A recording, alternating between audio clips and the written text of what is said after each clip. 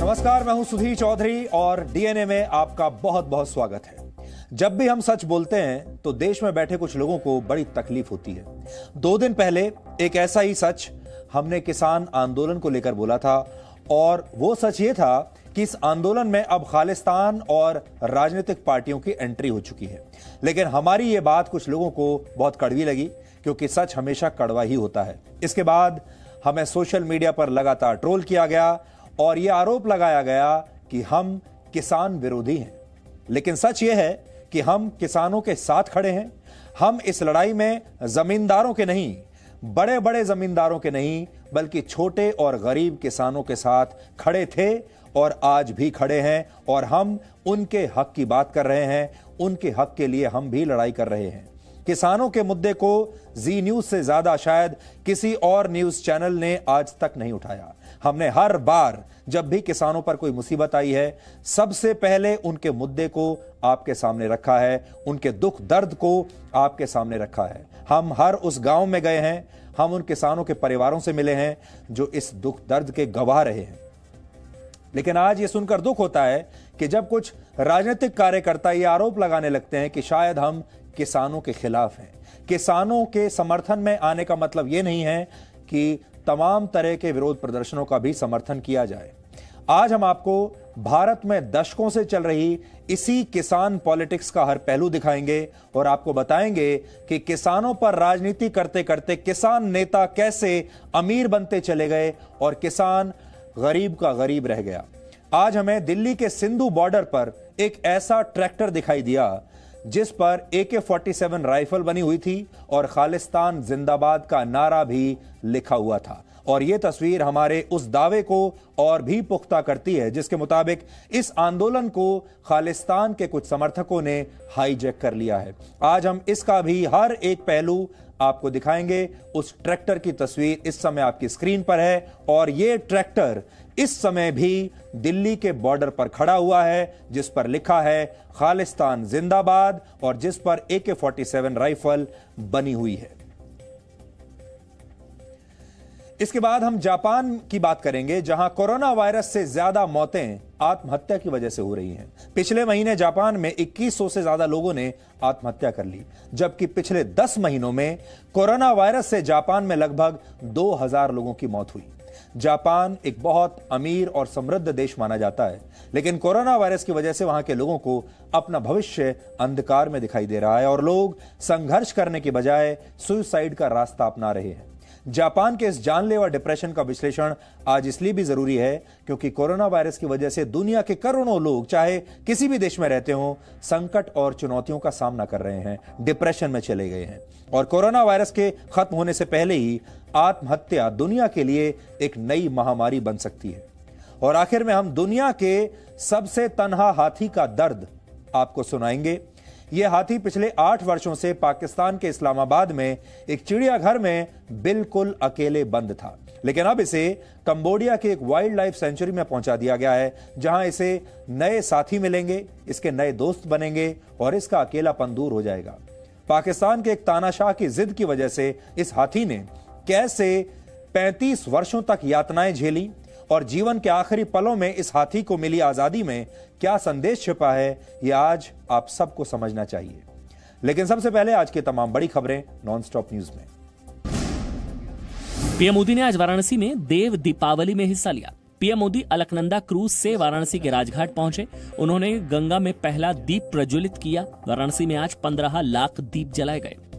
गंगा की लहरों में ये प्रकाश इस आभा को और भी अलौकिक बना रहा है। और साक्षी कौन है, देखिए ना। पीएम मोदी ने लोकल फॉर वोकल को सिर्फ त्योहारों तक सीमित न रखने की अपील की। पीएम मोदी ने कनाडा से मां अन्नपूर्णा की प्रतिमा जल्द लाने की बात कही और इसी को लेकर विरासत की राजनीति करने वालों को घेरा। हमारे लिए विरासत का मतलब है देश की धरोहर। उनके लिए विरासत का मतलब है अपनी प्रतिमाएं। उनका ध्यान परिवार की विरासत को बचाने में रहा। प्रधानमंत्री नरेंद्र मोदी विरासत के साथ विस्तारवाद पर भी बोले। उन्होंने चीन का नाम लिए बिना कहा कि सीमाओं के अतिक्रमण पर भारत कड़ा जवाब देगा। विस्तारवादी ताकतों का दुस्साहस हो या फिर देश के भीतर देश को तोड़ने की कोशिश करने वाली साजिश है, भारत आज सबका जवाब दे रहा है। वाराणसी से रवाना होने के पहले प्रधानमंत्री ने अलकनंदा क्रूज से घाटों का दौरा करके दीयों की रोशनी और चेत घाट पर चल रहे लेजर शो का भी आनंद लिया। प्रधानमंत्री नरेंद्र मोदी ने आज संसदीय क्षेत्र काशी के दौरे में वाराणसी प्रयागराज के बीच 6 लेन हाईवे का उद्घाटन किया। 2400 करोड़ की लागत से इस हाईवे के बनने के बाद वाराणसी प्रयागराज के बीच की 73 किलोमीटर की दूरी अब 3 घंटे के बजाय सिर्फ 1.25 घंटे में तय हो सकेगी। दिल्ली और दूसरे शहरों से भी जो लोग आते थे वो इस रास्ते पर आकर परेशान हो जाते थे। 70 किलोमीटर से ज्यादा का वो सफर अब आराम से होगा, तेज रफ्तार में होगा। 7 घंटे के वाराणसी दौरे में प्रधानमंत्री ने काशी विश्वनाथ कॉरिडोर के निर्माण कार्य का भी जायजा लिया। प्रधानमंत्री मोदी ने कॉरिडोर की नींव 2019 में रखी थी। करीब 400 करोड़ लागत का कॉरिडोर 2021 तक पूरा होना है। प्रधानमंत्री मोदी काशी विश्वनाथ मंदिर भी गए, जहां उन्होंने विधिवत रुद्राभिषेक और पूजा अर्चना भी की। प्रधानमंत्री नरेंद्र मोदी ने आज अपने संसदीय क्षेत्र वाराणसी से प्रदर्शनकारी किसानों को संदेश दिया। प्रधानमंत्री ने किसानों को अन्नदाता बताते हुए कहा कि दशकों से किसानों के साथ छल हुआ है। उन्होंने पिछली सरकारों पर सवाल उठाते हुए कहा कि छल से नहीं, गंगा जल जैसी पवित्र नियत से काम हो रहा है। मां गंगा के घाट पर से कहना चाहता हूं, काशी जैसी पवित्र नगरी से कह रहा हूं, अब छल से नहीं, गंगा जल जैसी पवित्र नीयत के साथ काम किया जा रहा है। कृषि कानून को लेकर हो रहे प्रदर्शन के बीच पीएम मोदी ने कहा है कि नए कृषि सुधारों से किसानों को नए विकल्प और नए कानूनी संरक्षण दिए गए हैं। उन्होंने कहा कि कृषि सुधारों को लेकर भ्रम फैलाया जा रहा है। जिन्होंने वादे तोड़े, छल किया, उनके लिए ये झूठ फैलाना एक प्रकार से आदत बन गई है, मजबूरी बन चुका है। प्रधानमंत्री नरेंद्र मोदी ने कहा कि न्यूनतम समर्थन मूल्य को लेकर सालों तक छल किया गया। उन्होंने कहा कि नए कानून के बाद पुरानी व्यवस्था में कोई बदलाव नहीं होगा, यानी कि न्यूनतम समर्थन मूल्य पर फसल की खरीद जारी रहेगी।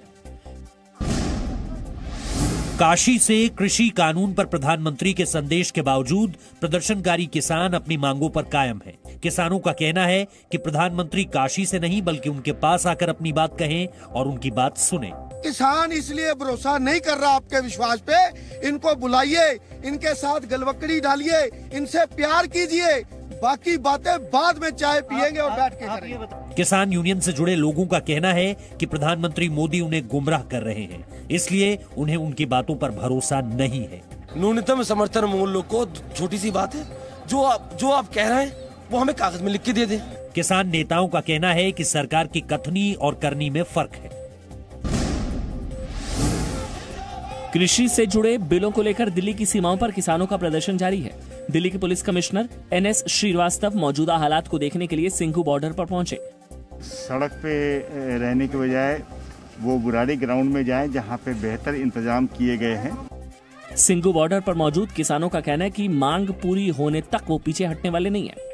काले कानून किसानों के ऊपर थोप रहे हैं, पूरे भारतवर्ष के किसानों पर, तो इनको सद्बुद्धि दें हमारे गुरु साहब कि भाई ये कानून अपने वापस ले लो।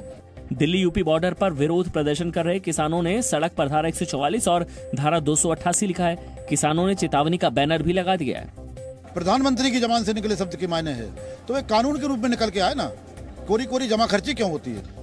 किसानों के मुद्दे को लेकर कृषि मंत्री नरेंद्र सिंह तोमर ने गृह मंत्री अमित शाह से मुलाकात की। कृषि मंत्री ने कहा कि करार से किसानों को निर्धारित दाम पाने की गारंटी मिलेगी। वहीं केंद्रीय मंत्री हरदीप सिंह पुरी ने न्यूनतम समर्थन मूल्य खत्म न होने का भरोसा दिलाते हुए कहा कि सरकार बिना शर्त बातचीत को तैयार है।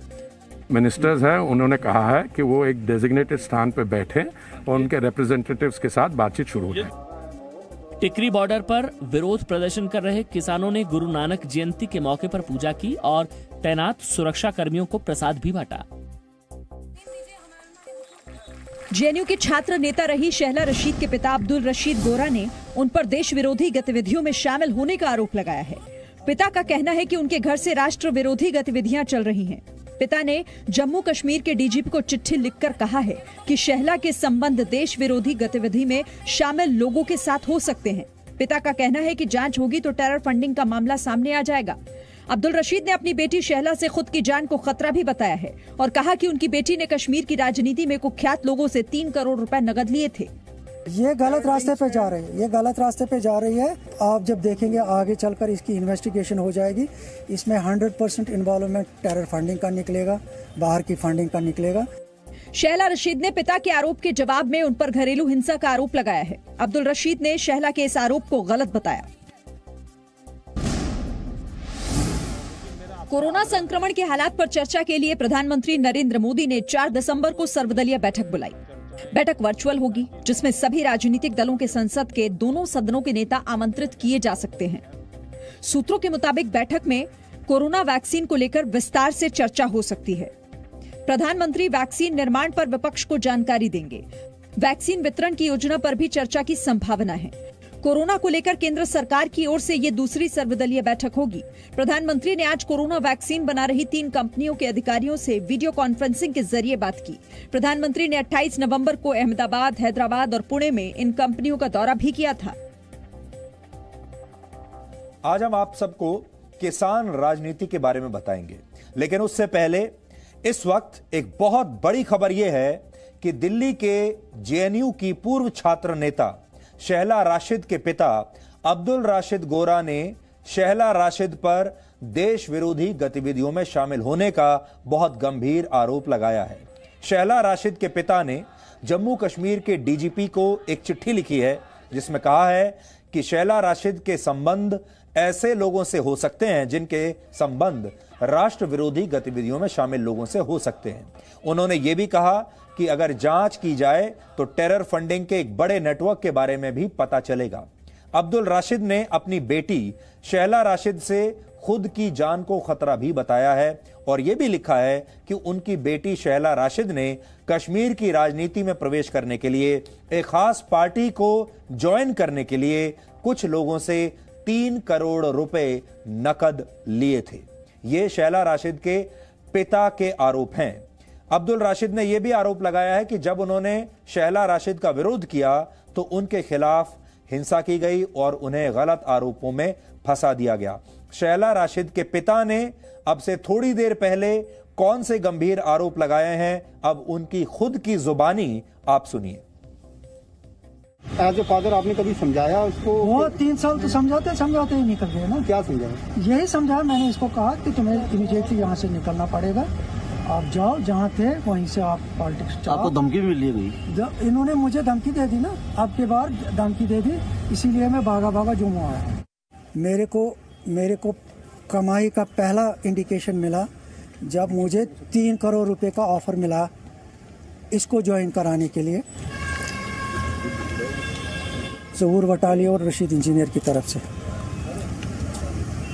इसको 8 दिन के बाद घर आना था और 8 दिन के बाद मेरी इसके साथ इसी इशू पे बहस हो गई। इसने मुझे कह दिया कि हमने पार्टी ज्वाइन की है, जम्मू कश्मीर पीपल्स मूवमेंट, और उसकी लॉन्चिंग भी होने जा रही है। मैं खुद भी उस लॉन्चिंग सेरेमनी में था, वहाँ पार्टिसिपेट किया मैंने, ये देखने के लिए कि किस तरह के लोग इसमें हैं। ये आप जब देखेंगे आगे चलकर इसकी इन्वेस्टिगेशन हो जाएगी, इसमें 100% इन्वॉल्वमेंट टेरर फंडिंग का निकलेगा, बाहर की फंडिंग का निकलेगा। ये मेरी तरफ से। कौन कौन से लोग इनके साथ मिलोगे? ये 2 तो फिलहाल इस वक्त कस्टडी में हैं, तो उन्होंने भी कुछ पर्दे खोले होंगे। ज़हूर वटाली और रशीद इंजीनियर इस वक्त टेरर फंडिंग में बंद है ना, तो एजेंसीज ने उनसे भी पूछताछ की होगी, उनको भी पता लग गया होगा कि कौन कौन लोग इसमें हैं। आपको इनकी तरफ से कोई ऑफर्स हुई या किसी तरीके की कोई ज्वाइनिंग के लिए उनके साथ? नहीं, मैं इसमें इंटरेस्टेड ही नहीं था ना शुरू से। मैं जब इंटरेस्टेड ही नहीं था, मेरी एक ही ख्वाहिश थी कि ये नेशनल मेन स्ट्रीम में रहें। तो ये चीज़ें मेरी सोच से बाहर थी, मेरी समझ से बाहर थी। इतना लेविशली वो यूज कर रही हैं, पैसा एनजीओ चला रही हैं। देखिए ना, जो केस उन्होंने मेरे ऊपर डाला है, उसमें तो वो mention that is a registered document, that's a legal document. उसमें ये मेंशन कर रही है कि ये बेकार है, बेरोजगार है। इसकी बहन बेरोजगार है। तो कीजिए ना, अकाउंट्स की जांच कीजिए, पता लग जाएगा कितने बेकार हैं ये। तो इस पूरे सिनेरियो को कहाँ देखते हैं आप? कहीं ये गलत रास्ते पे जा रही है, ये गलत रास्ते पे जा रही है और हमें बचाना है, बाकी लोगों को भी बचाना है जो इनकी वजह से ज़द में आ सकते हैं, हमें उनका भी बचा देना है। इसमें इन्वेस्टिगेशन होनी चाहिए। बिल्कुल थॉरो इन्वेस्ट, मैं कहता हूँ अपनी तरफ से, मैंने 2 बार रिपीट किया, एक तो पुलिस अपनी तरफ से करे और NIA भी अपनी तरफ से पूरी जाँच करे कि ये मसला है क्या। शैला राशिद के पिता ने अपनी बेटी पर बहुत गहरे, बहुत गंभीर आरोप लगाए हैं और ये आरोप लगने के बाद शैला राशिद की जो प्रतिक्रिया है वो भी हमारे पास आई है और वो भी हम आपके सामने रखना चाहते हैं। ये कहानी के दोनों पहलू हैं, दोनों पक्ष हैं। शैला राशिद के मुताबिक वर्ष 2005 से ही उनका एक पारिवारिक विवाद चलता आ रहा है अपने पिता के साथ। शैला राशिद ने यह भी कहा है कि घरेलू हिंसा की वजह से उनके पिता को खुद उनकी मां, उनकी बहन और उन्होंने घर से बाहर निकाल दिया था। यानी शैला राशिद की मां और उनकी बहन, इन तीनों का अपने पिता से पुराना विवाद चला आ रहा है। शैला राशिद वर्ष 2015 में JNU छात्र संघ की उपाध्यक्ष थी। जब JNU में टुकड़े टुकड़े कांड हुआ था, जिसकी रिपोर्टिंग जी न्यूज ने सबसे पहले आपके सामने की थी, जब वहां देश विरोधी नारे लगाए गए थे, तब भी शैला राशिद अपने पद पर थी। यानी उस समय 2016 में शैला राशिद तब JNU छात्र संघ की नेता हुआ करती थी, ऑफिस बेरर थी, उपाध्यक्ष थी छात्र संघ की, और उन्हीं के जमाने में JNU में भारत विरोधी नारेबाजी हुई थी। इसके अलावा आपको याद होगा कठुआ रेप केस में और उन्नाव रेप मामले में शैला राशिद ने क्राउड फंडिंग करने की कोशिश की थी। यानी ये जो दोनों रेप विक्टिम्स थी, इनके नाम पर लोगों से चंदा लिया गया था, क्राउड फंडिंग की गई थी, ये कहते हुए कि इन दोनों परिवारों की मदद की जाएगी। और इस समय शैला राशिद दिल्ली की JNU से PhD की पढ़ाई कर रही हैं। यहां आपको यह समझना होगा, जो हम बार बार JNU के बारे में कहते हैं, कि JNU में जो छात्र पढ़ते हैं उनका असल में अपनी पढ़ाई पर कोई ध्यान नहीं रहता, उनका ज्यादा ध्यान रहता है ऐसे कुछ छात्र नेताओं का देश विरोधी गतिविधियों में। और शैला राशिद के पिता ने जो आज कुछ कहा है, उससे एक बार फिर से यह साफ हो गया है कि शैला राशिद देश विरोधी ताकतों के साथ उनके संबंध हैं और उनसे उन्हें फंडिंग भी मिली है।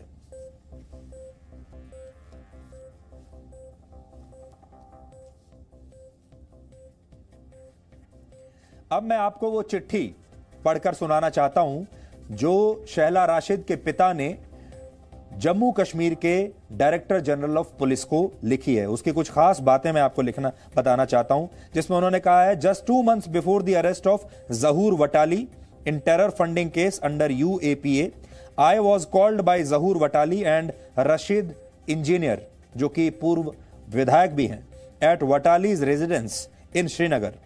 जून 2017 में इन दोनों ने उनसे मुलाकात की थी और ये कहते हैं कि उस समय शैला राशिद PhD के अपने आखिरी सेमेस्टर में थी JNU में, और इन दोनों ने JKPM पार्टी के लॉन्च के बारे में शैला राशिद के पिता से बात की और कहा कि वो चाहते हैं कि शैला राशिद उनकी पार्टी को ज्वाइन कर लें। पार्टी का नाम है Jammu Kashmir people's movement party. अगर आप याद करेंगे तो ये वही पार्टी है जिसमें एक पूर्व IAS अफसर शाह फैजल, जो कि IAS टॉपर थे, उन्होंने अपनी नौकरी छोड़कर IAS की ये पार्टी बनाई थी जिसका नाम रखा था Jammu Kashmir people's movement party. अब वो वापस इस पार्टी को छोड़कर उन्होंने वापस अपनी नौकरी ज्वाइन कर ली है और इसमें उसका जिक्र भी है। उन्होंने लिखा है, at that point of time Shah Faesal was in US on education leave और they offered me during the meeting 3 crore rupees 3 crore 3 crore रुपए का ऑफर किया गया और कहा गया कि शैला राशिद अगर इन लोगों को इस पार्टी में ज्वाइन कर लेगी तो 3 करोड़ रुपए उसे दिए जाएंगे। और उसके बाद उनका यह कहना था कि जब मैंने ये मना किया और शैला राशिद को रोकने की कोशिश की तो उसके बाद उनकी पत्नी और उनकी दोनों बेटियों ने उनका विरोध करना शुरू कर दिया। और फिर वो आगे लिखते हैं कि इसके बाद से my meeting with Rashid engineer and Zahoor Watali with anyone as this can put my life in danger. तो अब वो ये भी कह रहे हैं कि इससे मुझे ऐसा लगता है कि ये मेरी जिंदगी खतरे में आ गई है और मेरी बेटी मुझे मरवा भी सकती है और मुझे सिक्योरिटी, अब उन्होंने ये बात कही है कि मुझे मेरी जान का खतरा है और अगर एनआईए और बाकी पुलिस जो सिक्योरिटी एजेंसीज हैं अगर वो इसकी जांच करेंगी तो उन्हें ये पता चलेगा कि शैला राशिद ने इन लोगों से 3 करोड़ रुपया लिया है। क्योंकि ये अपनी चिट्ठी में लिखते हैं कि जब मैंने शैला राशिद को मना कर दिया ये पैसा लेने से, तो शैला राशिद ने मुझे बिना बताए वो लिख रहे हैं, she also told me that she has accepted the money and much more is about to come in future and so I need to shut up my mouth. तो शैला राशिद ने 3 करोड़ रुपए इन लोगों से ले लिए इस पार्टी को ज्वाइन करने के लिए, इनका साथ देने के लिए, और अपने पिता को कहा कि अब आप अपना मुंह बंद रखिए। और अब पिता ने ये बात मीडिया को बता दी है और पिता का कहना है कि शैला राशिद राष्ट्र विरोधी ताकतों के साथ मिली हुई है और उसे वहां से फंडिंग भी मिलती है। शैला राशिद का नाम इससे पहले भी इस तरह की गतिविधियों में आता रहा है, जैसा हमने आपको बताया, और जब कठुआ रेप कांड हुआ था उसमें भी शैला राशिद ने कोशिश की थी क्राउड फंडिंग करने की। इस पर हम आपको लगातार अपडेट देते रहेंगे। ये एक बड़ी खबर है और इस खबर से इस बात पर पुष्टि मिलती है जो लगातार हम आपसे कहते आ रहे हैं कि जेएनयू कैसे देश विरोधी छात्रों का एक अड्डा बन चुका है और शैला राशिद जैसे जो लोग हैं वो छात्र नेता बनने की आड़ में असल में देश विरोधी ताकतों के साथ मिल जाते हैं, उनसे पैसा लिया जाता है और फिर भारत के खिलाफ प्रोपेगेंडा किया जाता है। ये सारी की सारी पोल इस चिट्ठी को अगर आप पढ़ेंगे तो आपको पता चल जाएगा कि इस तरह के जो छात्र नेता हैं, और आपको याद होगा ये वही जमाना था जब कन्हैया कुमार भी जेएनयू में पढ़ा करते थे। अब उमर खालिद एक और जेएनयू के नेता हैं जो आजकल दिल्ली दंगों के आरोप में जेल में बंद हैं। तो इससे आपको ये समझ में आ जाएगा। ये एक बड़ी खबर है और ये खबर अभी आगे तक जाएगी। जब भी हम सच बोलते हैं तो देश में बैठे कुछ लोगों को बड़ी तकलीफ होती है। कुछ खास लोग हैं जिन्हें यह अच्छा नहीं लगता, क्योंकि सच आप जानते ही हैं हमेशा कड़वा होता है। सच सबको अच्छा लग भी नहीं सकता। हमने शैला राशिद को लेकर अभी जो कुछ भी कहा, संभव है कि वो बात भी कुछ लोगों को बिल्कुल अच्छी ना लगे, लेकिन हम सच कहना बंद नहीं करेंगे। सच सुंदर नहीं हो सकता, सच मीठा भी नहीं हो सकता, सच कड़वा होता है, लेकिन सच सच ही रहता है। ऐसा ही एक सच हमने 2 दिन पहले दिल्ली के आसपास चल रहे किसान आंदोलन को लेकर बोला था, और वो सच ये था कि इस आंदोलन में अब खालिस्तान और कुछ खास राजनीतिक पार्टियों की एंट्री हो चुकी है और यह आंदोलन पूरी तरह से राजनीतिक हो चुका है। लेकिन हमारी ये बात कुछ लोगों को बड़ी कड़वी लगी। इसके बाद सोशल मीडिया पर हमें ट्रोल किया गया और यहां तक आरोप लगाया गया कि हम किसान विरोधी हैं। लेकिन सच यह है कि पिछले कई वर्षों में किसानों की परेशानियों के बारे में जितनी खबरें जी न्यूज ने आप तक पहुंचाई हैं उतनी किसी ने नहीं पहुंचाई। हम किसानों के हर सुख दुख में शामिल रहे हैं और देश को यह बताते रहे हैं कि किसान कितने संघर्षों के बाद 135 करोड़ लोगों का पेट भरते हैं। ये आपको बताने की जरूरत नहीं। जो लोग जी न्यूज को लगातार देखते हैं, जो हमारे दर्शक हैं, वो इस बात को अच्छी तरह से जानते हैं कि किसानों के मुद्दे को लेकर हमने कितना काम किया है। लेकिन जिन लोगों को यह सच अच्छा नहीं लगा वो हमें अब किसान विरोधी बता रहे हैं। इसलिए आज उन्हें कुछ जवाब देना हम चाहते हैं कि हम उन्हें कुछ जवाब दें। हम इस लड़ाई में असल में बड़े बड़े जमींदारों के साथ नहीं हैं, बल्कि हम छोटे और गरीब किसानों के साथ हैं और हम छोटे और गरीब किसानों के हक की बात कर रहे हैं। और यही बात कुछ लोगों को अच्छी नहीं लग रही, क्योंकि छोटा और गरीब किसान आप तक अपनी बात नहीं पहुंचा पाता। हम नहीं चाहते किसानों के हक की लड़ाई खालिस्तानियों या कुछ खास राजनीतिक पार्टियों के हाथ का मोहरा बन जाए, ये चुनावों का मुद्दा बन जाए। लेकिन अफसोस है कि ऐसा ही हो रहा है। आज हमें दिल्ली के सिंगू बॉर्डर पर एक ऐसा ट्रैक्टर दिखाई दिया जिस पर AK-47 राइफल बनी हुई है और खालिस्तान जिंदाबाद का नारा भी लिखा हुआ है। इस ट्रैक्टर की तस्वीर इस समय आपकी स्क्रीन पर है। यह तस्वीर हमारे उस दावे को पुख्ता करती है जिसके मुताबिक इस आंदोलन को कुछ खालिस्तान समर्थकों ने हाईजैक कर लिया है। हालांकि इस ट्रैक्टर पर कोई नंबर प्लेट नहीं है, इस ट्रैक्टर पर कोई नंबर नहीं लिखा हुआ है और अभी तक यह भी पता नहीं चल पाया है कि इस ट्रैक्टर का मालिक कौन है, क्योंकि अगर इस पर नंबर लिखा होता तो हम ही अब तक इसके मालिक तक पहुंच चुके होते और आपको बता देते कि यह ट्रैक्टर किसके नाम पर रजिस्टर्ड है। लेकिन हमने जब इस ट्रैक्टर का नंबर जानना चाहा तो हमने देखा कि इस ट्रैक्टर पर कोई नंबर नहीं लिखा हुआ है। लेकिन इससे इस आंदोलन में खालिस्तान की एंट्री का हमारा शक जरूर पुख्ता हो जाता है। और यह ट्रैक्टर, जिस समय मैं आपको यह खबर बता रहा हूं, इस समय 9:30 बज रहे हैं रात के, इस समय भी यह ट्रैक्टर दिल्ली के बॉर्डर पर खड़ा हुआ है, उसी जगह पर जहां किसान आंदोलन कर रहे हैं, उसी जगह पर जहां किसानों के ट्रैक्टर्स इस समय भी खड़े हुए हैं। और यह ट्रैक्टर इस समय रात के 9:30 बजे जब मैं आपके साथ लाइव हूं, इस समय भी यह ट्रैक्टर वहीं पर खड़ा हुआ है। अगर पुलिस चाहे तो इस ट्रैक्टर के पास पहुंच सकती है। हम जानते हैं बहुत सारे लोग इस समय में देख रहे होंगे, पुलिस के लोग भी देख रहे होंगे। अगर पुलिस चाहे या कोई और सरकारी अथॉरिटीज चाहें या जो आंदोलनकारी किसान है वो भी चाहें तो वो जाकर चेक कर सकते हैं सिंगू बॉर्डर पर, जो दिल्ली का सिंगू बॉर्डर है, वहां पर यह ट्रैक्टर इस समय भी खड़ा हुआ है। पंजाब से आए हजारों किसान अब भी देश की राजधानी दिल्ली में डटे हुए हैं। ये किसान संसद का घेराव करना चाहते हैं। सरकार ने अभी तक इसकी इजाजत नहीं दी है और अब किसानों ने कहा है कि वो दिल्ली के 5 एंट्री पॉइंट्स को सील करने की तैयारी कर रहे हैं।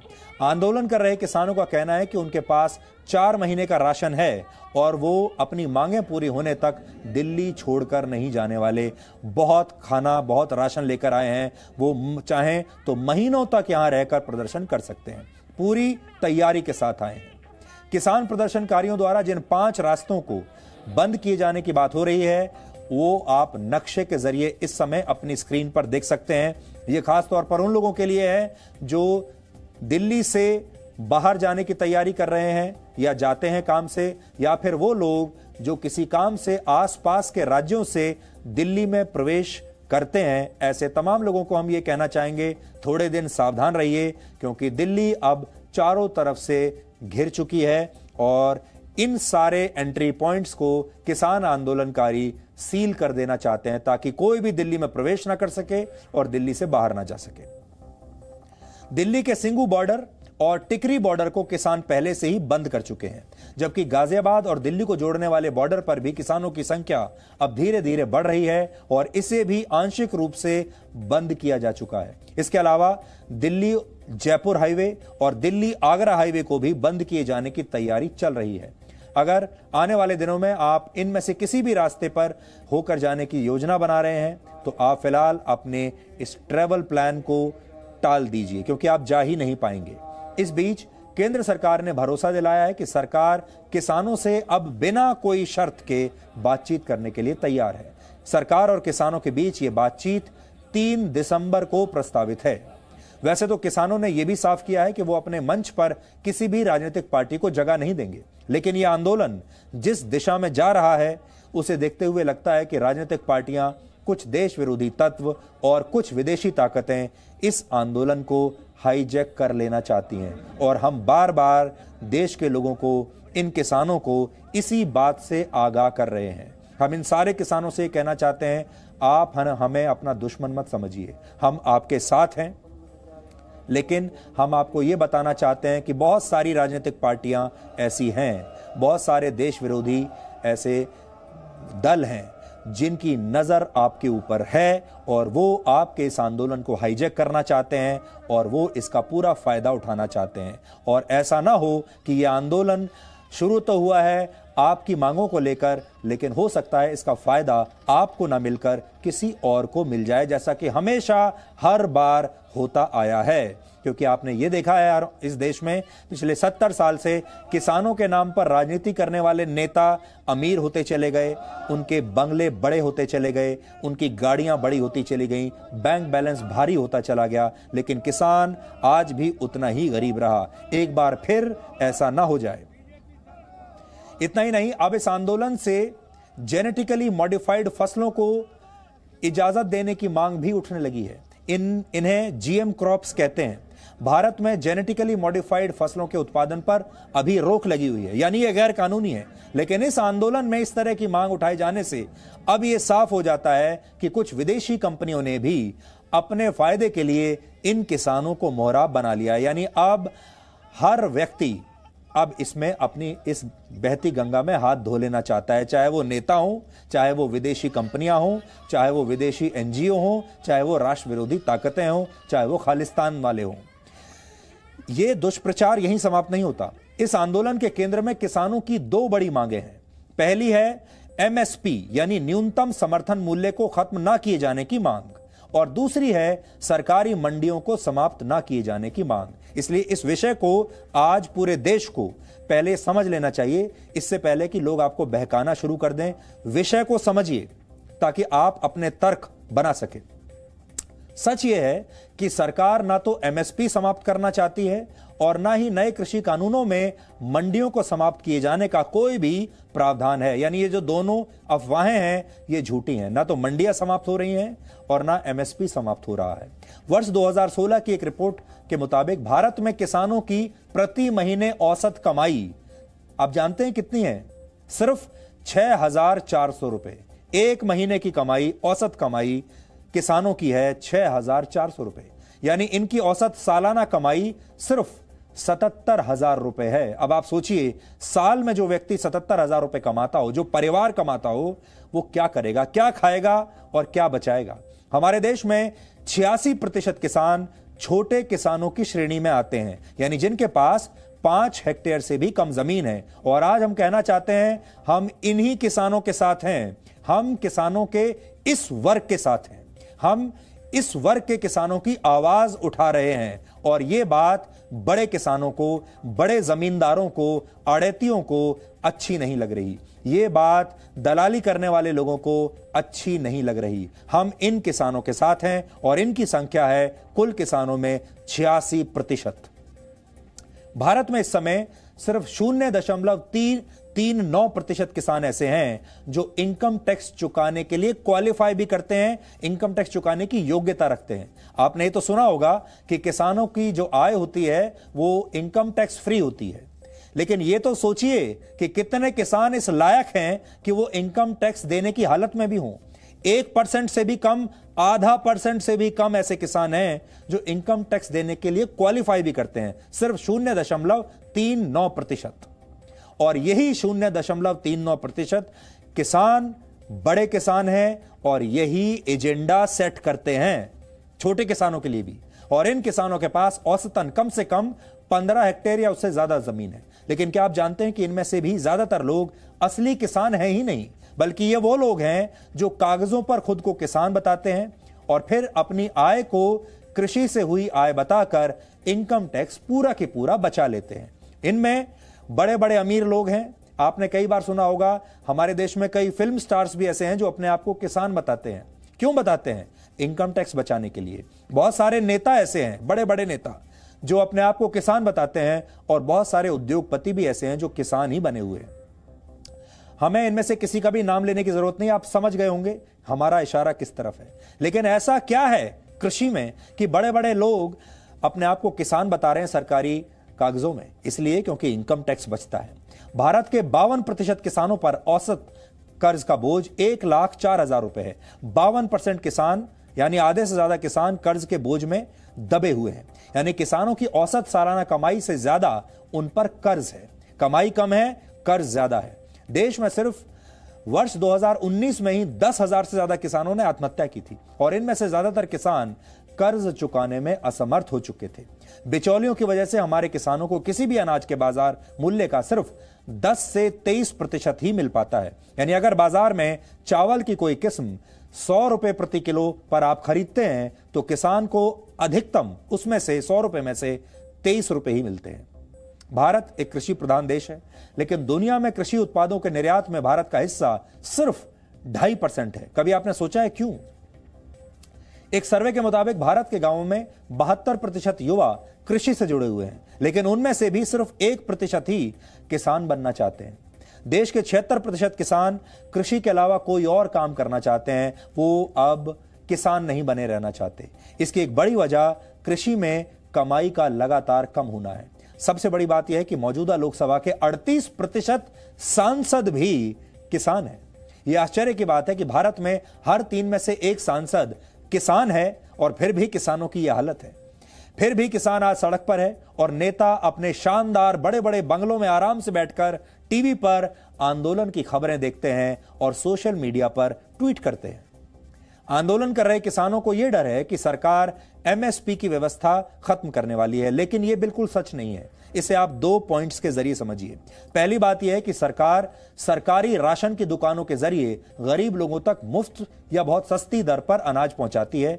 इसे आप पीडीएस यानी पब्लिक डिस्ट्रीब्यूशन सिस्टम कहते हैं। यह दुनिया का सबसे बड़ा पब्लिक डिस्ट्रीब्यूशन सिस्टम है, पूरी दुनिया का।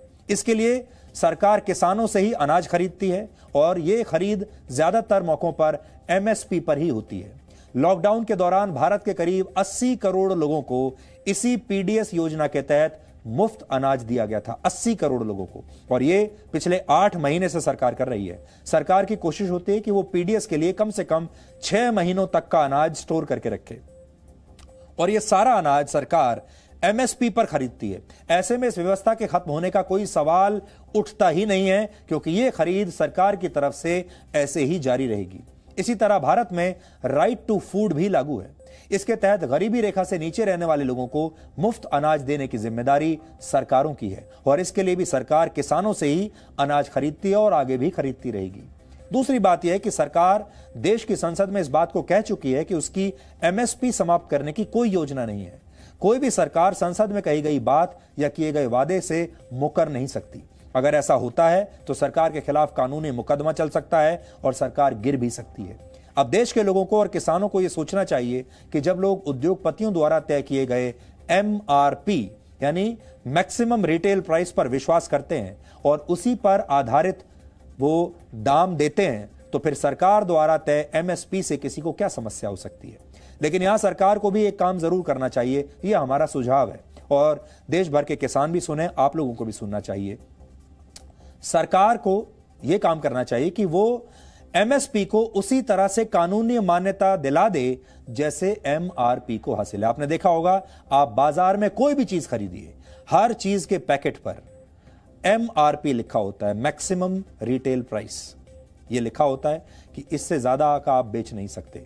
इसी तरह एमएसपी को भी यही दर्जा दे देना चाहिए, क्योंकि अगर देश में एक आलू के चिप्स का पैकेट या एक कोल्ड ड्रिंक की बोतल एमआरपी पर बिक सकती है और उद्योगपतियों तक एक तय मुनाफा पहुंच सकता है, तो फिर किसानों की फसल की कीमत हमेशा के लिए फिक्स क्यों नहीं हो सकती? तो क्या एमआरपी की तरह हम एमएसपी को भी फिक्स कर सकते हैं? फिलहाल तो एमएसपी की स्थिति भी ऐसी है कि भारत के सिर्फ 6% किसान ही एमएसपी पर अपनी फसल बेच पाते हैं। सिर्फ 6%। 94% किसानों को इससे भी कम कीमत पर ही अपनी फसल बेचनी पड़ती है। यानी ये जो 94% किसान हैं जो कि एमएसपी से भी कम पर अपनी फसल बेच रहे हैं, इन्हें कोई फर्क नहीं पड़ता कि एमएसपी कितना भी हो। इसका मतलब एमएसपी फॉलो नहीं हो रहा।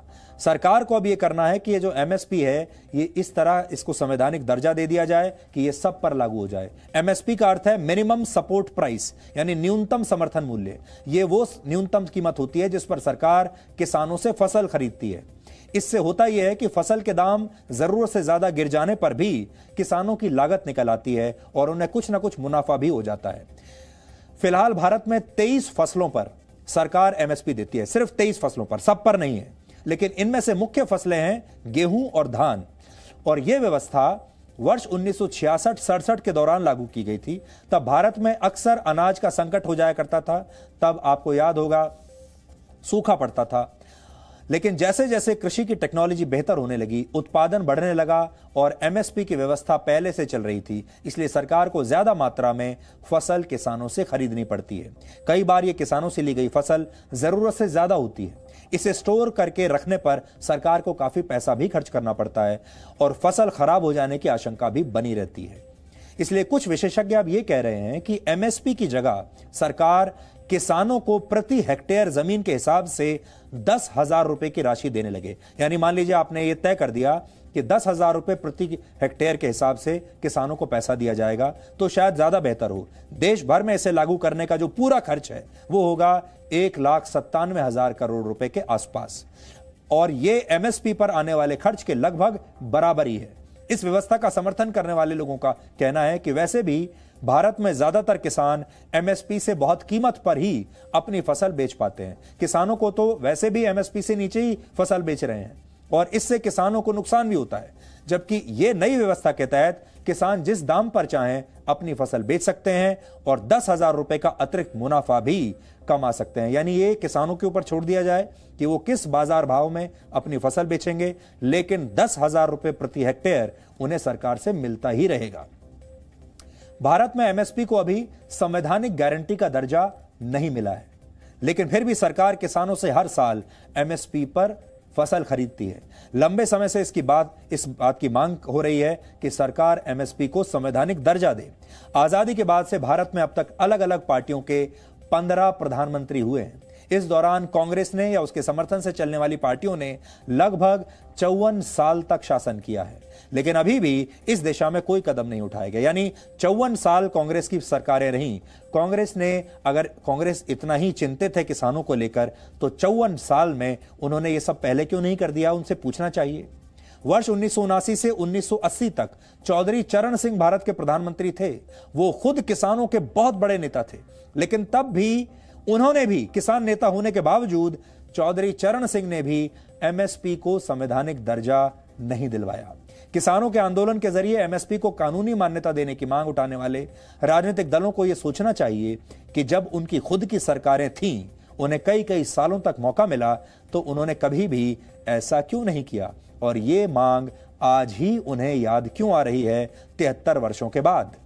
ये सोचना चाहिए, और ये बात किसानों को भी सोचना चाहिए कि जो पार्टियां और जो नेता उन्हें बहका रहे हैं, किसानों को उनसे पूछना चाहिए कि आपने जब आपकी सरकार थी तो 73 वर्षों में ये सब क्यों नहीं किया।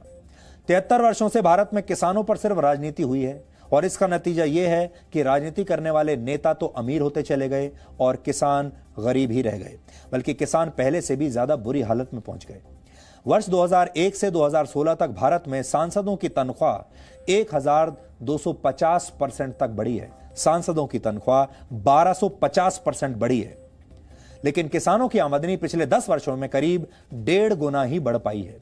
वर्ष 2014 में 123 सांसदों पर एक स्टडी की गई थी, जिसमें पता चला कि 10 वर्षों में इन सांसदों की संपत्ति में 24% की वृद्धि हुई है संपत्ति में, जबकि इस दौरान भारत की जीडीपी और देश के सबसे बड़े उद्योगपतियों की संपत्ति भी सिर्फ 7% की रफ्तार से बढ़ी है। इससे आप अंदाजा लगा सकते हैं कि इन नेताओं को असल में किसानों की घटती आमदनी की कितनी चिंता होती होगी।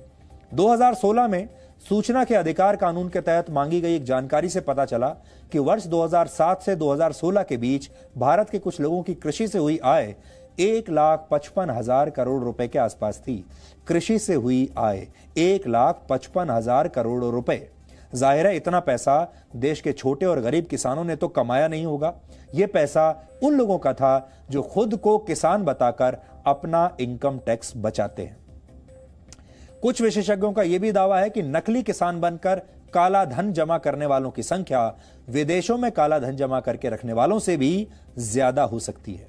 भारत में जब भी चुनाव आते हैं, उससे पहले या तो सरकारें एमएसपी बढ़ाने का वादा करती हैं या फिर किसानों की कर्ज माफी की घोषणाएं करती हैं, क्योंकि उन्हें लगता है यही दो मुद्दों पर वोट मिलते हैं।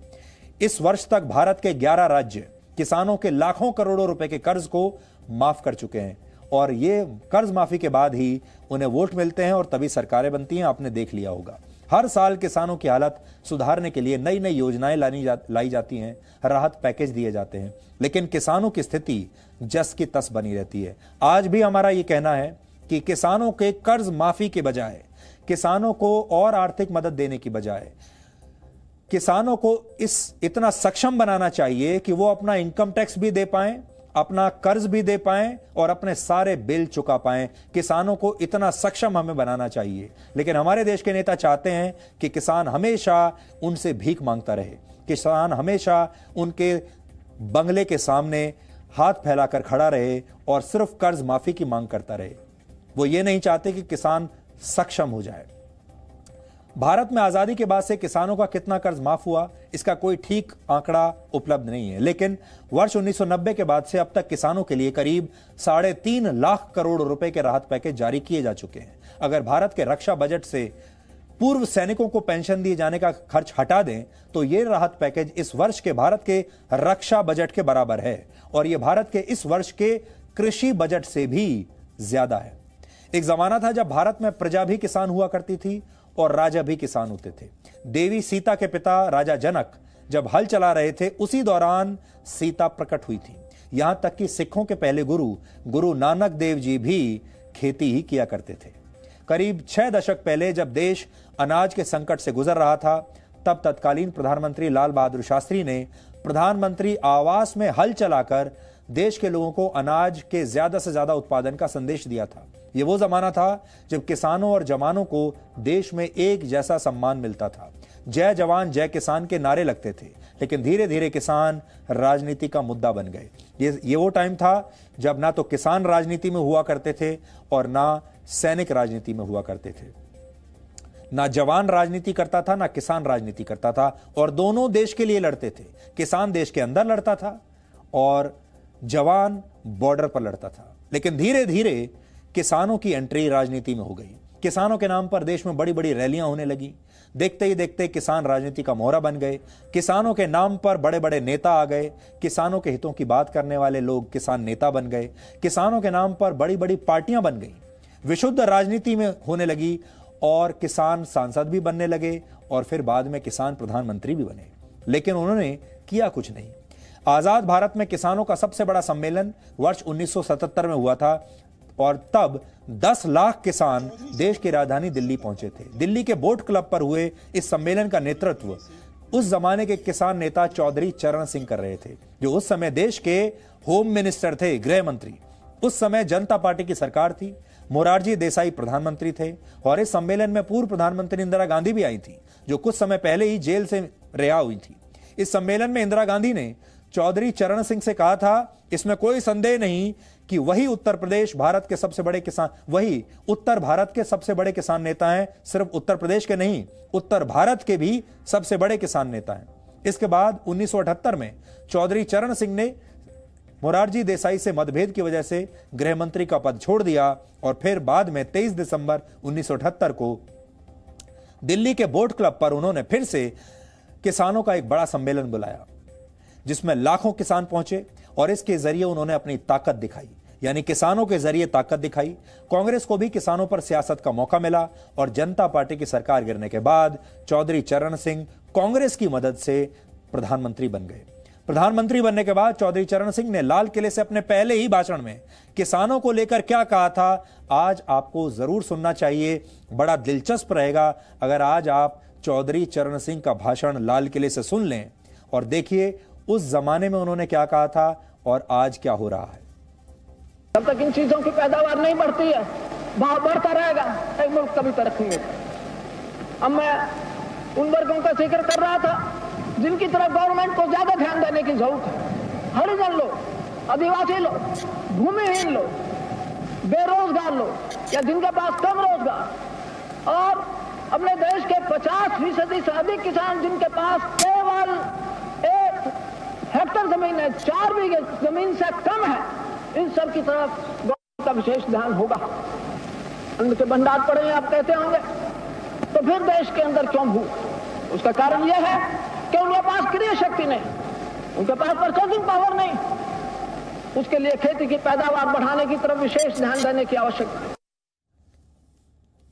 तो आप सोचिए 1979 में जब किसान नेता चौधरी चरण सिंह प्रधानमंत्री बन गए थे, तब उन्होंने लाल किले से जो अपना भाषण दिया था 15 अगस्त पर, तब उन्होंने क्या कहा था, देश का कोई ऐसा प्रधानमंत्री नहीं है जिसने अपने भाषण में किसानों का जिक्र ना किया हो, जिसने ये ना कहा हो कि वो किसानों के लिए काम करेगा। फिर ऐसा क्या है कि किसान गरीब का गरीब ही रह गया, किसानों का उत्थान होता ही नहीं। किसान आज भी सिर्फ यही भीख मांग रहा है कि उसका कर्ज माफ कर दिया जाए, उसे अच्छा दाम दिला दिया जाए और वो किसी तरह अपने परिवार को पाल पोस सके। सिर्फ इतना मांगता है और वो भी नहीं हो पा रहा। दिल्ली और दिल्ली के आसपास किसानों के आंदोलन आम लोगों के साथ साथ ट्रांसपोर्ट सिस्टम के लिए भी परेशानी बन गए हैं। हिमाचल प्रदेश, पंजाब और हरियाणा से आने वाले सैकड़ों ट्रक इस समय दिल्ली के सिंगू बॉर्डर पर फंसे हुए हैं। इनमें दवाइयों से भरे एक ट्रक को लद्दाख पहुंचना है, लेकिन किसानों के प्रदर्शन की वजह से ये ट्रक जा नहीं पा रहा। अगर ये ट्रक समय पर लद्दाख नहीं पहुंचा तो वहां दवाइयों की कमी हो जाएगी और बर्फबारी की वजह से अगर रास्ते बंद हो गए तो इस ट्रक के लिए लद्दाख पहुंचना अब लगभग असंभव हो जाएगा। लद्दाख जाना, लद्दाख बंद होने वाला, वहाँ वैसे बर्फ पड़ जाएगी, बंद हो जाएगी, मैं कहाँ छोड़ूंगा दवाइयाँ? दिक्कत आ जाएगी दवाइयों की। जो लद्दाख है ना, लेह लद्दाख, वो बंद होने वाला, सर्दी बहुत हो गई है। हाँ, तो दवाइयाँ दिक्कत आ जाएगी वहाँ पे। दवाइयों की दिक्कत है, दवाई रोड ही बंद हो जाएगा, मैं माल कहाँ उतारूंगा? मैं माल कहाँ उतारूंगा? इतनी ठंड हो रही दिन दिन वहाँ पे। अभी 5 होगा, मेरी गाड़ी नहीं यहाँ स्टार्ट हो रही। दिक्कत आ जाएगी दवाइयों की। हाँ, दवाइयों को तो आएगी सर, दवाई जहाँ जवान लड़ाई हो रही, सब कुछ हो रहा है मुल्क का, उनके लिए दवाइयाँ जा रही हैं। तो देश के लिए वो जवान खड़े हैं, लेकिन दिक्कत हो जाएगी। दिक्कत हो जाएगी, उनकी दवाइयाँ है हमारे पास। बहुत बुरे फंसे हुए हम तो, घर वाले उधर परेशान हो रहे हैं। बोला की शादी है यार, लड़की की शादी है कल की। किसानों के आंदोलन पर अब राजनीति खुलकर हो रही है।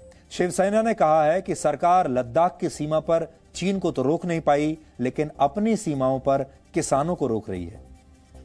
आपने गुजरात में सरदार पटेल का एक भव्य मूर्ति लगाई है, विश्व की सबसे ऊंची मूर्ति। सरदार पटेल एक किसानों के नेता थे। बारडोली का सत्याग्रह, साराबंदी सत्याग्रह, ये किसानों का था। तो आज ये किसानों का ऊपर जो हमला हो रहा है, वो देखकर वो मूर्ति भी रोती होगी। इतना जो आप बल प्रयोग कर रहे हो, अश्रु धूर छोड़ रहे हो, लाठियां बरसा रहे हो या बंदूकें तान कर खड़े हो, ये प्रयोग अगर आप चीन के सीमा पर करते तो लद्दाख में चीनी नहीं घुसते ना। और किसानों के आंदोलन पर आज प्रधानमंत्री नरेंद्र मोदी ने भी अपनी प्रतिक्रिया दी है। उन्होंने विपक्ष पर किसानों को भ्रमित करने का आरोप लगाया है। किसानों के लिए प्रधानमंत्री का क्या संदेश है, आज आपको सुनना चाहिए। किसानों को प्रकल्प के साथ ही नए विकल्प देने से ही हमारे कृषि क्षेत्र का कायाकल्प हो सकता है। सरकार की तरफ से प्रकल्प, किसान के लिए विकल्प, और दोनों साथ साथ चले तभी देश का कायाकल्प होता है। साथियों, पहले होता यह था कि सरकार का कोई फैसला अगर किसी को पसंद नहीं आता था तो उसका विरोध होता था। लेकिन बीते कुछ समय से हम एक नया ट्रेंड देख रहे हैं। हम अब देख रहे हैं कि अब विरोध का आधार फैसला नहीं, बल्कि भ्रम फैलाकर, आशंकाएं फैलाकर, फिर तो भविष्य में ऐसा होगा, फिर तो भविष्य में ऐसा होगा, अब तो ये होने वाला है, उसको आधार बनाया जा रहा है। अपप्रचार किया जाता है कि भाई फैसला तो ठीक है, लेकिन पता नहीं इससे आगे चलकर क्या क्या होगा, और फिर कहते हैं ऐसा होगा। जो अभी हुआ ही नहीं है, जो कभी होगा ही नहीं, उसको लेकर समाज में भ्रम फैलाया जाता है। ऐतिहासिक कृषि सुधारों के मामले में भी जानबूझकर यही खेल खेला जा रहा है। अब बड़ी बात यह है कि दिल्ली के आसपास तो किसान प्रदर्शन कर रहे हैं, लेकिन हमारे देश में जो करोड़ों और किसान हैं जो बाकी के राज्यों में हैं, क्या वो किसान भी इतने ही दुखी हैं? असली किसान किसे माना जाएगा? गरीब किसान को माना जाएगा या अमीर किसान को माना जाएगा या जमींदारों को किसान माना जाएगा? अब बड़ी बात यह है, असली किसान कौन है और सरकार को किसके लिए काम करना चाहिए? और इस तरह के विरोध प्रदर्शन सिर्फ 1 या 2 राज्यों में ही क्यों हो रहे हैं? बाकी के राज्यों के जो किसान हैं वो विरोध प्रदर्शन क्यों नहीं कर रहे हैं? ये सोचने वाली बात है पूरे देश के लिए। और हम छोटे किसानों को, गरीब किसानों को भी ये कहना चाहेंगे कि वो बड़े बड़े नेताओं के भ्रम में ना आए। जो नए कानून बने हैं उन्हें अच्छी तरह से पढ़ लें। सरकार की सबसे बड़ी गलती जो हुई है वो ये कि वो अपने नए कृषि कानूनों को लोगों तक पहुंचाने में असफल रही, लोगों को एक्सप्लेन नहीं कर पाई, गरीब किसानों को ये बता नहीं पाई कि वो उनके लिए क्या करना चाहती थी। इसीलिए संचार जो है वो बहुत महत्वपूर्ण है आज के जमाने में। दुनिया भर की सभी सभ्यताओं और संस्कृतियों में एक बात समान है, एक बात कॉमन है कि ये सभी इंसानों के जीवन का सम्मान करती हैं। कोई भी धर्म ऐसा नहीं है जिसमें अपनी या अपने किसी और की जान लेना सही माना गया है। हालांकि जापान में पिछले 1 वर्ष में कोविड संक्रमण से जितने लोगों की मौत हुई उससे अधिक लोगों ने पिछले महीने 1 महीने में ही आत्महत्या कर ली है। यानी जापान में आत्महत्या अब कोरोना से भी बड़ी महामारी बन गई है। कोरोना वायरस से कम लोग मर रहे हैं और आत्महत्या से ज्यादा। जापान का समाज बहुत आधुनिक और समृद्ध माना जाता है, लेकिन वहां पर आत्महत्या की घटनाएं तेजी से क्यों बढ़ रही हैं? यानी जापान के लोगों ने आत्महत्या को जीवन की मुश्किलों और संघर्ष से छुटकारा पाने का एक आसान तरीका, आसान रास्ता मान लिया है। जापान में पिछले महीने 2153 लोगों ने आत्महत्या की है। यानी हर दिन वहां लगभग 70 लोगों ने आत्महत्या की है। जापान में अब तक कोरोना वायरस के संक्रमण से लगभग 2100 लोगों की मौत हुई है पूरे साल में। यानी कोरोना महामारी से लगभग 10 महीने में जितने लोग मरे हैं उससे ज्यादा लोगों ने 1 महीने में ही आत्महत्या कर ली है। हैरान करने वाली बात यह है कि जापान में कोरोना वायरस के संक्रमण का असर भी दूसरे देशों के मुकाबले काफी कम है। इसके बाद भी जापान में आत्महत्या के इतने ज्यादा मामले चिंताजनक हैं। बेरोजगारी, आर्थिक संकट और भविष्य की चिंता दुनिया भर के लोगों की परेशानी है। लेकिन जापान का पारंपरिक समाज और वहां के युवा इससे कुछ ज्यादा ही प्रभावित हो रहे हैं। कोरोना महामारी के असर से जापान की अर्थव्यवस्था 27% तक सिकुड़ गई है। जापान दुनिया की तीसरी सबसे बड़ी अर्थव्यवस्था है और इसका असर अब वहां के आम लोगों पर भी दिख रहा है। जापान में आत्महत्या करने वाले लोगों की संख्या विकसित देशों में सबसे ज्यादा है। वर्ष 2016 की एक रिपोर्ट के मुताबिक औसतन दुनिया भर में हर 1 लाख लोगों में से 10 लोग आत्महत्या करते हैं, लेकिन जापान में हर 1 लाख लोगों में से 18 से ज्यादा लोग अपनी जान ले लेते हैं। यानी जापान में आत्महत्या करने वालों की संख्या पूरी दुनिया के औसत से लगभग दुगनी है। इसकी एक वजह जापान की युवा पीढ़ी का अपनी क्षमता से ज्यादा काम करना है। सबसे ज्यादा काम करने के मामले में जापान बहुत सारे बड़े बड़े देशों से भी आगे है। पूरी दुनिया में जापान पहले नंबर पर है जहां लोग ऑफिस के काम के बोझ से भी मर जाते हैं। जापान में इसके लिए एक शब्द भी इजाद किया गया है और यह शब्द है कारोशी। इसका मतलब होता है काम के बोझ से मौत, और बहुत सारे लोग कारोशी से मर जाते हैं। वहां पर न्यूक्लियर फैमिली का कॉन्सेप्ट है और बहुत से लोग अकेले ही रहते हैं। इनकी जिंदगी में पॉजिटिव विचारों की कमी होती है क्योंकि अकेलेपन के शिकार हो जाते हैं या तो परिवार बहुत छोटे होते हैं और ऐसे लोग आसानी से मानसिक रोगों का शिकार बन जाते हैं। एक दूसरे के लिए इनके पास समय नहीं होता। जापान का विकसित समाज मेंटल डिसऑर्डर्स को बीमारी नहीं मानता और ऐसे रोगों से पीड़ित हर 3 में से 1 व्यक्ति कभी भी डॉक्टर के पास जाता ही नहीं है। यही वजह है कि वहां के समाज में हताशा है, निराशा है और अकेलापन इतना बढ़ चुका है कि लोग जीवन का आनंद लेने की बजाय मौत को गले लगा रहे हैं।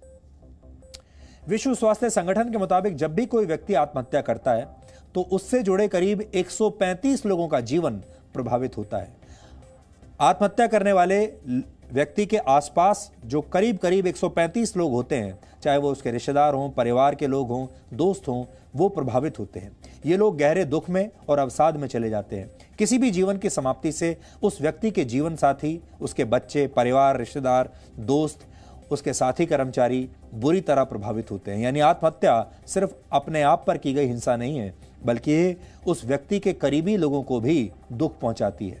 अगर आप अपनी नौकरी से खुश नहीं हैं तो आप इसे छोड़ सकते हैं। अगर आप किसी रिश्ते से खुश नहीं हैं तो आप उससे भी अलग हो सकते हैं, तोड़ दीजिए उस रिश्ते को। लेकिन जीवन के साथ आप ऐसा नहीं कर सकते, क्योंकि जीवन का निर्माण आपने नहीं किया है और जिसका निर्माण आप नहीं करते उसे नष्ट करने का अधिकार भी आपके पास नहीं है। हालांकि इस सोच को नकारते हुए रोजाना कई लोग अब भी दुनिया भर में आत्महत्या कर लेते हैं।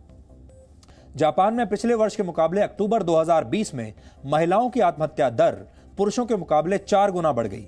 इसकी एक वजह यह भी है कि जापान में होटल, फूड सर्विस और रिटेल इंडस्ट्रीज में ज्यादातर महिलाएं काम करती हैं और इन सेक्टर्स में वहां सबसे ज्यादा नौकरियां गई है। कोरोना संक्रमण के बाद पूरी दुनिया में बड़ी संख्या में लोगों की नौकरियां और रोजगार चले गए। हालांकि जापान में इसका असर सभी लोगों पर हो रहा है। पिछले कुछ महीनों में हजारों आम लोगों के अलावा वहां के 3 बड़े एक्टर्स और 1 बड़े रेसलिंग स्टार ने भी आत्महत्या की है।